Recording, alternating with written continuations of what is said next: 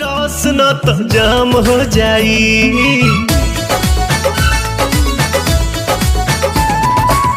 सुखता नस तो पिया दो तनी रस न तो जाम हो जाई, न तो जाम हो जाई। ए राजा चलो ना पिपरवा के तरवा ओही जैसा काम हो जाई। ए राजा चलो ना पिपरवा के तरवा ओही जैसा काम हो जाई। जानी बात टरकाव यही लागे ढरकाव रानी अजूरी में उठावा के पानी।